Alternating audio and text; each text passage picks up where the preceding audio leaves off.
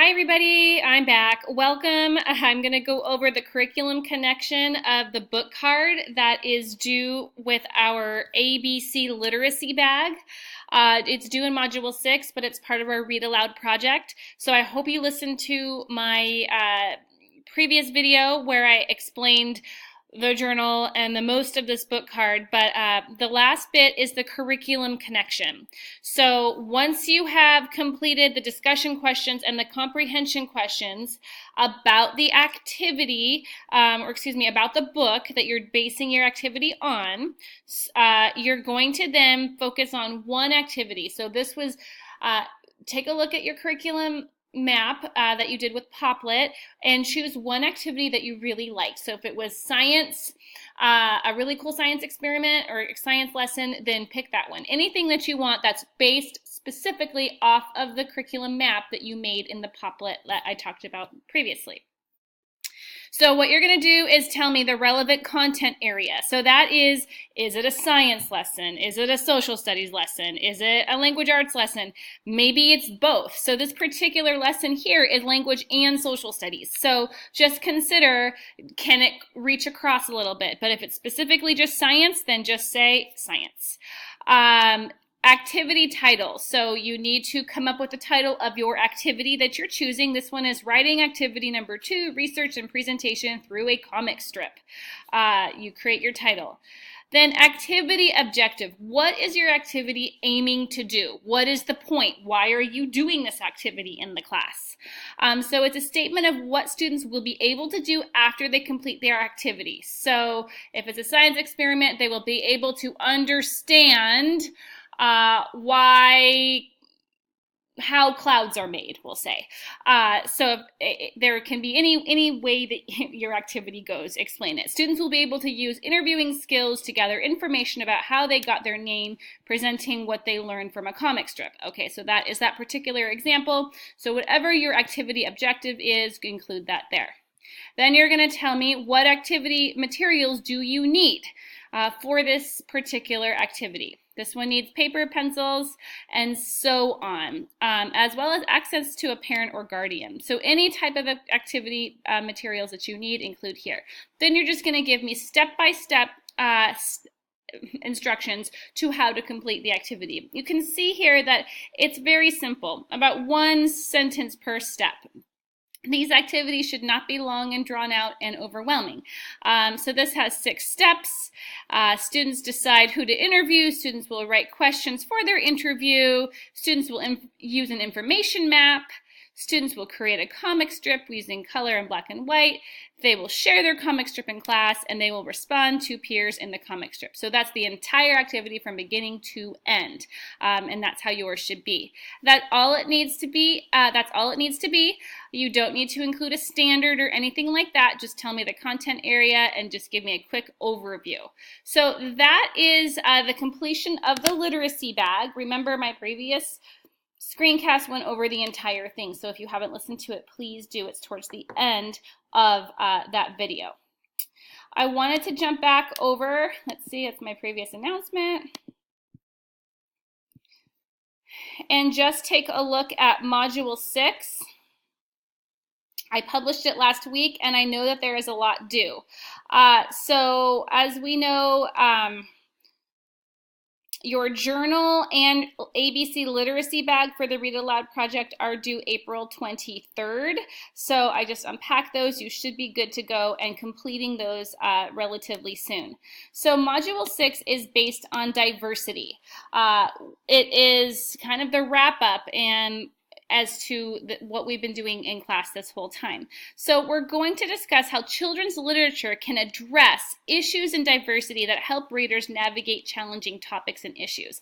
Literature is a wonderful way to introduce hard topics or sensitive topics or topics that you wouldn't otherwise know how to introduce. This is great for parents at home if there's a hard topic such as death or bullying. Same with the classroom. If you need to talk to your class about bullying and you're not sure how to do it, going straight to literature is a wonderful way to introduce that topic.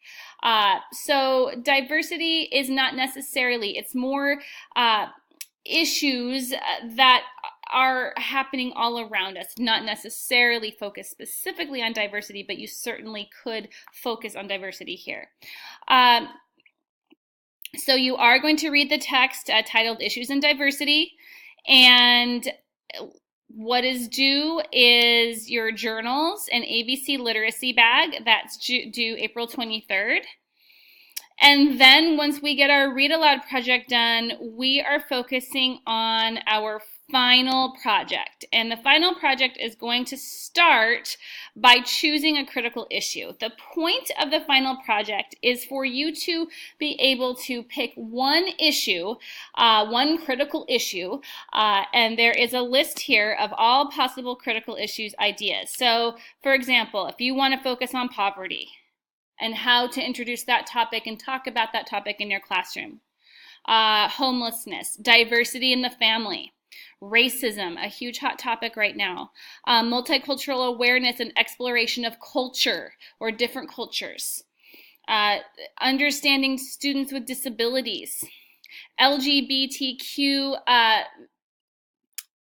diversity. So, introducing that topic and how to go about that in the classroom or at home if you're not so much focused on the classroom. Bullying is a good one, and death. There are others. If you have another one that you really want to focus on, I ask that you will let me know. Sometimes the topic is not necessarily appropriate for the classroom, so if you're not sure, let me know.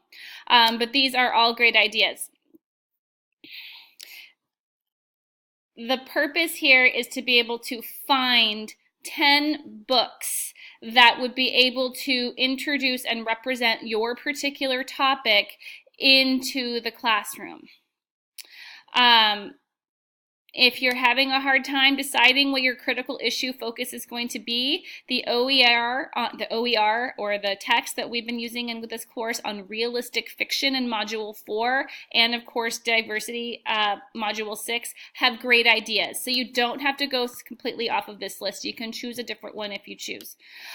So the first thing to do is your plan. You're going to choose a critical issue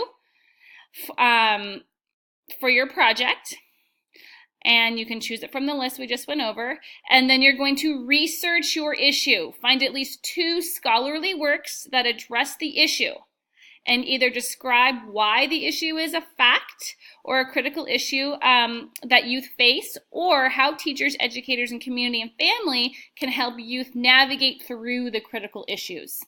Right now, our school has a student who is on hospice and dying of cancer. He has been fighting cancer for 2 years. He's a 5th grader, and the diagnosis is that he will be passing at some point.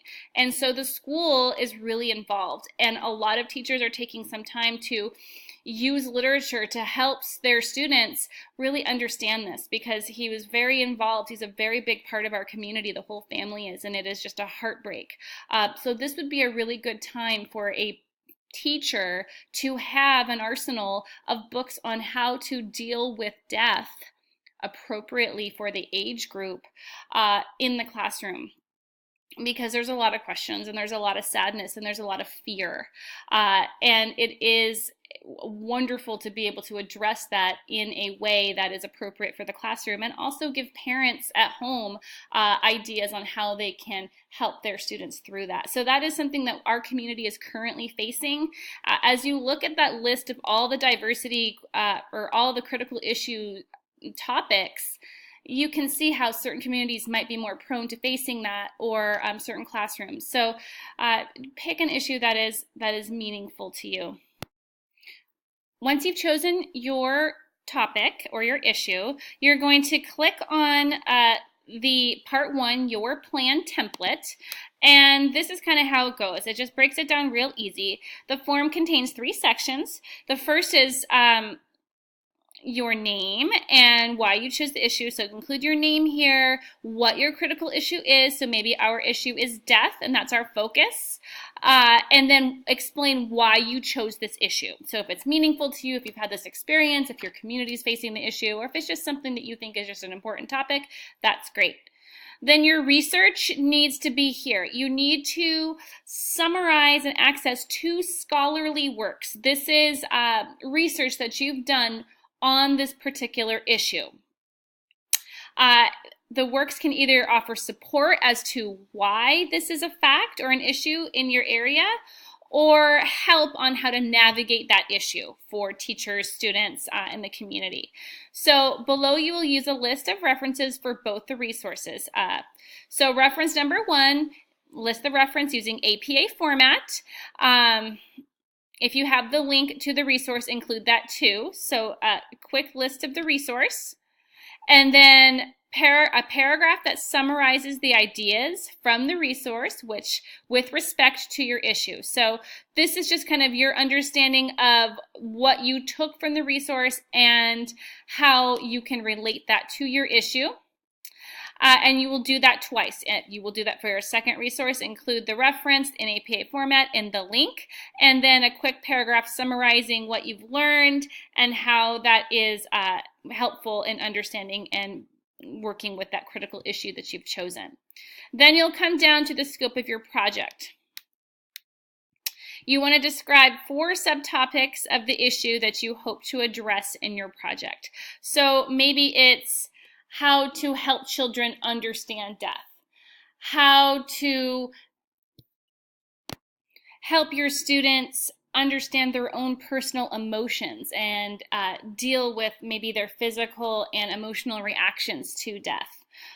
Understanding that we go through grief and everyone has a grieving time, or maybe how to help those who are going through the process. So this is not a specific right or wrong answer on the subtopics, but it's just to kind of give you understanding that there should be 4 different areas of that main topic in which that you are focusing on to help narrow it down. So your age range or grade level, just pick one. Pre-K would be infant to 5 years old, elementary, upper elementary grades. You can see here the breakdown. So the reason is if you're choosing, for example, grades K through 2, which is ages 5 through 8, it's going to help you understand then what your focus is going to be.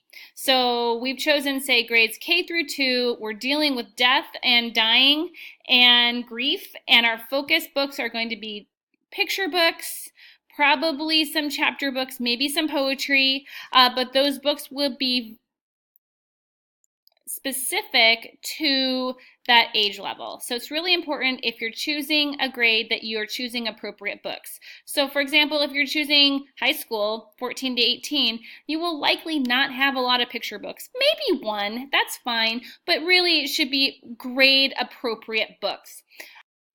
On the opposite end of that spectrum, make sure that you're not choosing books that are too adult focused. A lot of times if we focus on issues such as depression or anxiety, you might be prone to choosing books that would be more geared towards adults. If it is not appropriate for the specific age level, then it's not an appropriate book to consider. Okay, so that's all you need to do for your plan, your part 1 of the final project. And that is all you need to focus on. If you jump back, there are part 2, 3, 4, and 5. I'm going to break those down next time. But as you're thinking, the one thing to consider is the next part is the annotated bibliography. Once you have chosen your topic and you've chosen the grade level and the subtopics in your plan, you're now free to start picking 10 books that you are going to want to include in an annotated bibliography. So that's really all you need to be working on right now is just your plan for the final project, figuring it all out, and then if you want to start taking a look at 10 possible books that will be related back, and that just kind of goes back here, you'll be choosing 10 books for the particular age group, and considering possible formats such as chapter books, novels, picture books, and so forth. In my next screencast, I will explain the annotated bibliography, but you're welcome to explore it. And then I will continue to unpack what else is due for the final project. Okay, everybody, I hope you have a wonderful week. Thanks for listening to me. I will see you next week as I continue on with the rest of our class. Have a great week, everyone. Thank you.